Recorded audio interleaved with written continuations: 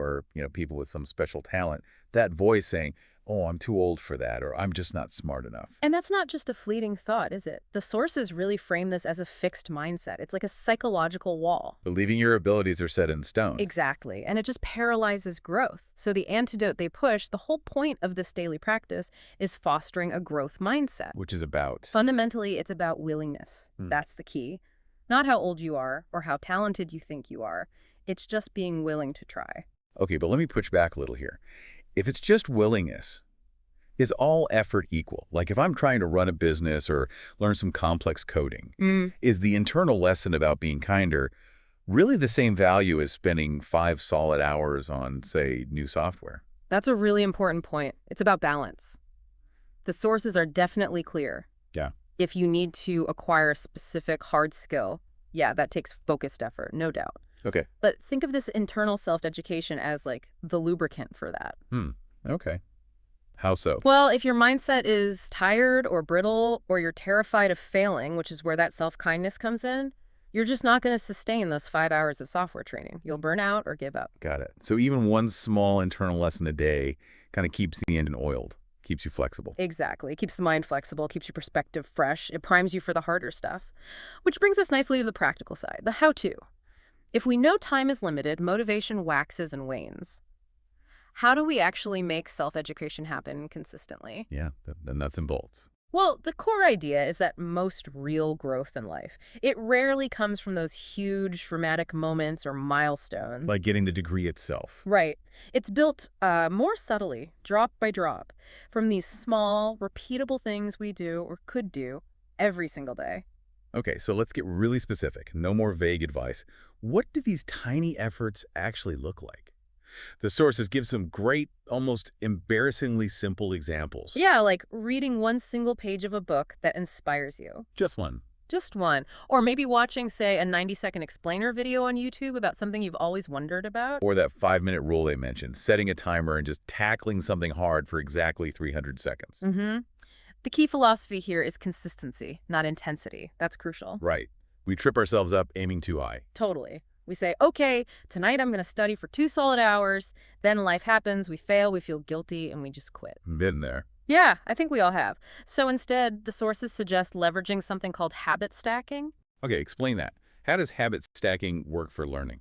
It's pretty simple, actually. You attach the new, tiny learning habit you want to build onto an existing routine you already do automatically. Like read that one page while you have your morning coffee, or listen to that short educational podcast snippet while you brush your teeth. Linking it. Exactly. You're linking the new behavior to an old, ingrained one.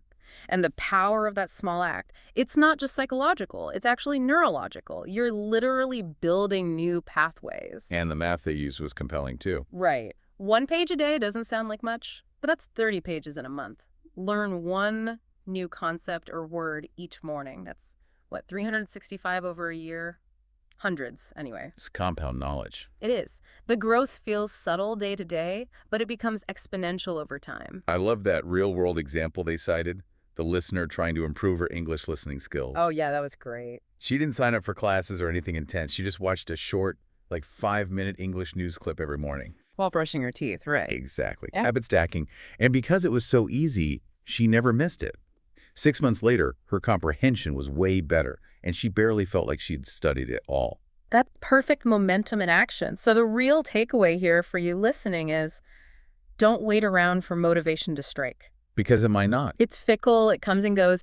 Instead, focus on manufacturing momentum. How's momentum different? Momentum is more mechanical. You just start. You take that first tiny step, read the 1 page, watch the 5-minute video, and that action itself makes the next step easier. It wakes up the system. Okay, but let me circle back to the ambition question. If we're only doing these micro things, are we kind of selling ourselves short? Does this gentle growth really cut it for, say, mastering a complex skill or leading a big project? That's fair, but it's maybe about seeing it differently. It's not instead of the heavy lifting, it's the foundation for it. The sources suggest this gentle growth is really the preparation for intensity. When you build that daily habit of learning, even small things, you're sharpening your focus, your ability to absorb stuff, to connect ideas. So when a big challenge does come along, Right, you don't panic or freeze up.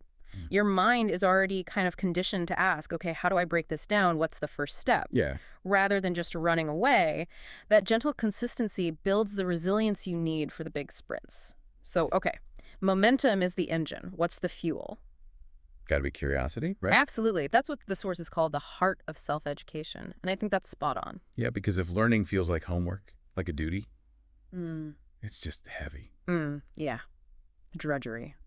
But when you're genuinely curious about something, learning feels more like breathing. It's just natural, necessary, effortless almost. And it changes how you handle tough stuff, too. Hugely. Curiosity is what turns challenges from roadblocks into, well, launch pads. Think about when something goes wrong, a mistake, a conflict. The default defensive question is usually, ugh, why is this happening to me? Which gets you nowhere. Exactly. It's self-absorbed, keeps you stuck blaming things. But curiosity flips the script. How? What's the curious question? It's more like, okay, what can I learn from this? From this mess, this frustration, this person? Okay. That opens things up. Completely. It shifts frustration towards discovery, fear towards exploration. Like, say, a client meeting tanks. The defensive mind blames the client, right? They were difficult. Yeah. But the curious mind asks, what cues did I miss there? How could I have approached that differently for next time? And that ability to ask questions, especially when things don't go well, that's really valued, isn't it? Oh, massively.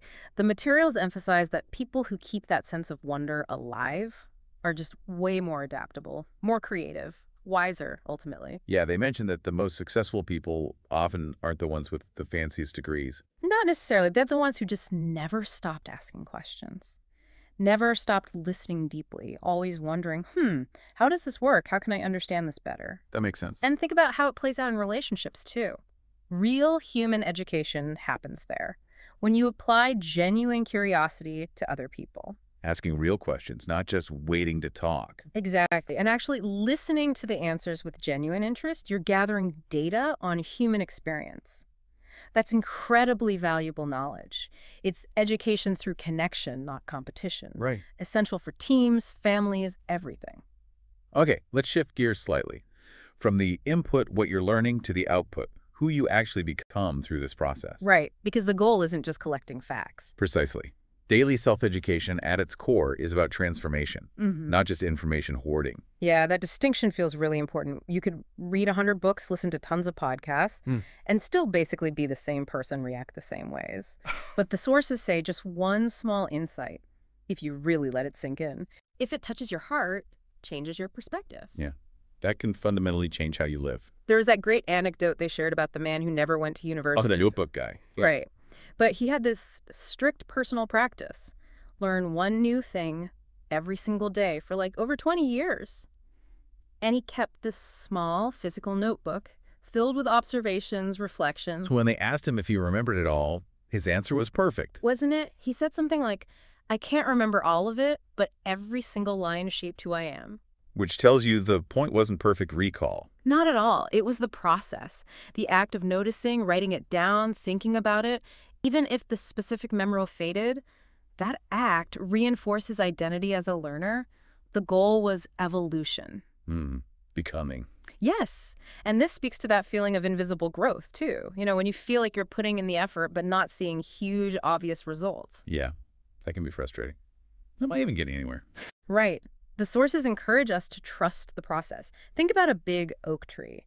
Most of its critical work happens underground, unseen. Roots spreading out. Exactly. Growing deeper, wider, building strength before you see the new leaves or branches shoot up. Those daily little lessons, they're your roots. Building that internal structure, even if it's not visible yet. So the payoff isn't always immediate or flashy.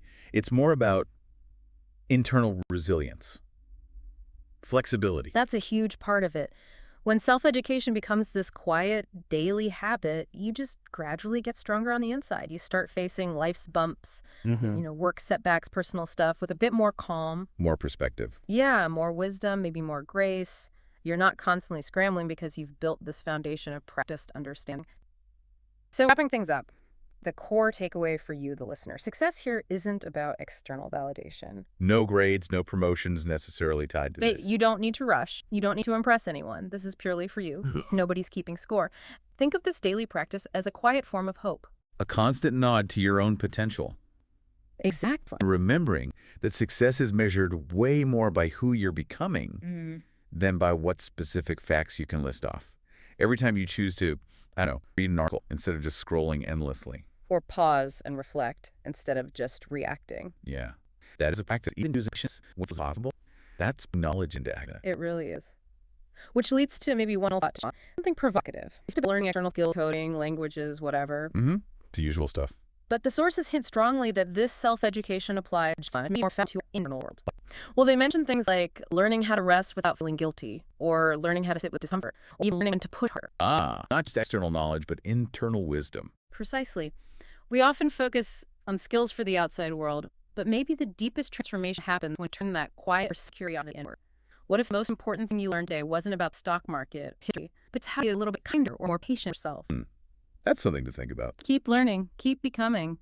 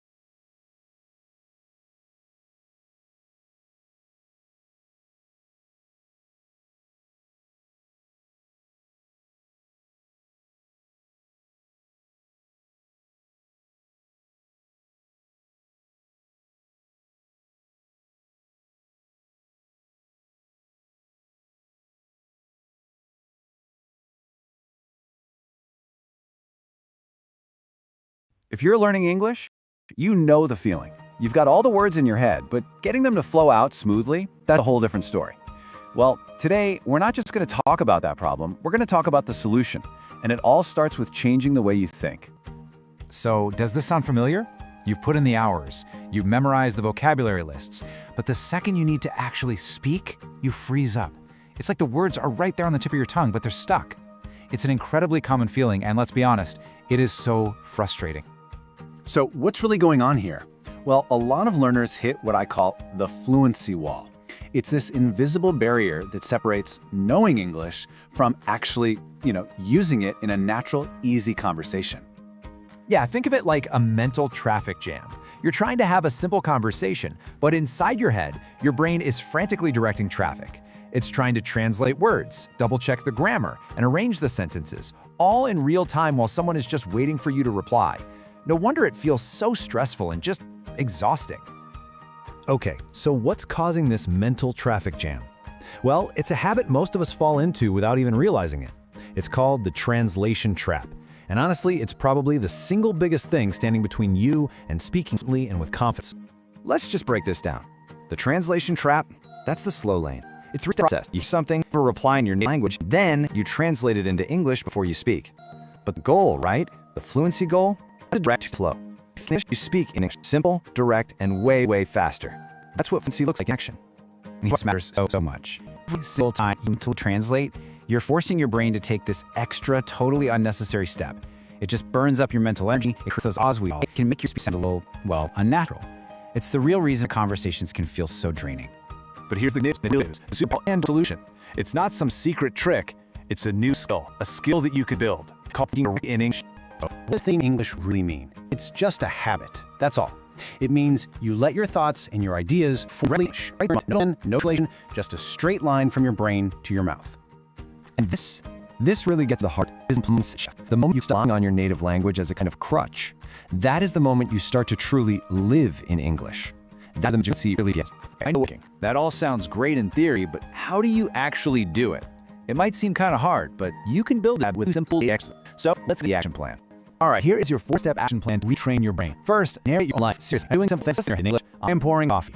It's incredibly low pressure, and it's building that core habit. Second, it comes look around and see, and in your mind, run fast. This is so powerful because it connects English words directly to the world, bypassing that and translate. Third, this is an English addiction. This forces your brain to stay in English mode instead of constantly being back and forth. And finally, practice before you. When you're in a conversation, just a tiny pause. Use that split second from the full sentence in English first. Each of these steps is small. When you put them together, they're absolutely transformative. So, when's when you usually get some payoff here? This isn't just a matter about totally changing your relationship with English and unlocking a level of content. The result of making this shift are just incredible. Your speech will naturally become faster and smoother. You'll understand easily because your brain isn't playing catch-up anymore. Conversations, they stop feeling like stress tests and actually become enjoyable. Imagine that. Your confidence is absolutely skyrocket. The most important thing to remember, you are completely capable of this. Your brain power tool. It's not trying to learn some impossible new skill here. You're just replacing an old, inefficient habit with a new, powerful one. All a little bit of consistent practice. So, let's put this into action right now. I'm going to leave you with this final question to get you started. The very first thing we'll think about English is ever. It could be as simple as, this was interesting, or I'm going to get a drink of water. Start.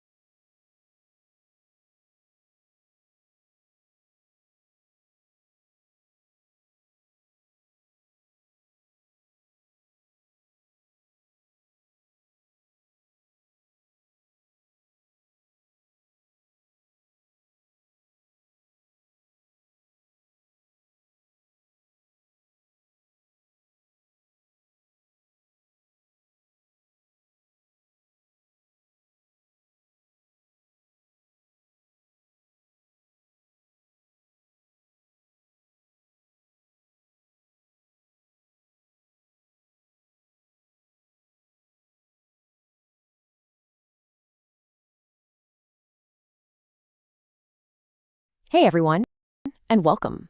Today we're going to totally transform your restaurant experience. We're going to move past those basic textbook phrases and really learn the secrets to sound less like a tourist and more like a local who knows their way around. Ready to order with total confidence? Let's jump in. So let me just ask you this straight up.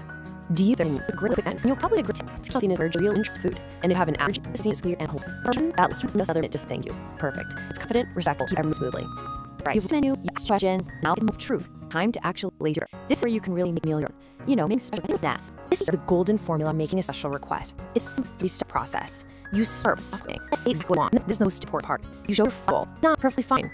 That signals to the kitchen that your menu should be full. It's more high you. It's a perfect examination. I think I'll go with just so naturally and off. And could I possibly have just a wonderfully gentle way to your reference? It's these tiny shifts in that all from the world. And the food had arrived, but the interest is here. You might take someone for more water or one. Everything is absolutely perfect. Or if it's not, how you handle these little moments really sound fluent. Let out there. On the one hand, if food or the chef is just a and one to side there, you have to start with soft dough. Excuse me, I'm so to bother you, but bring to your face all is all together. What does it accuse they mess up?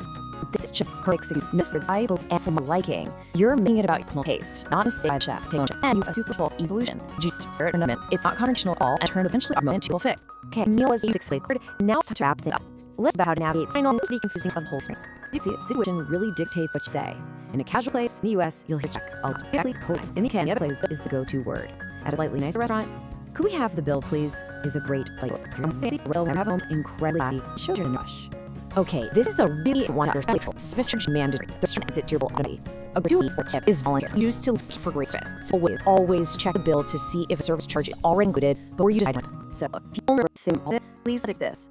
The real secret to sound like a native speaker is about how you feel like out the talk that builds a connection. Not today, it's how to say it. And that word I'll just leave it in the one phrase you learned today that you're actually excited go out and talk about it and use it to have dining on.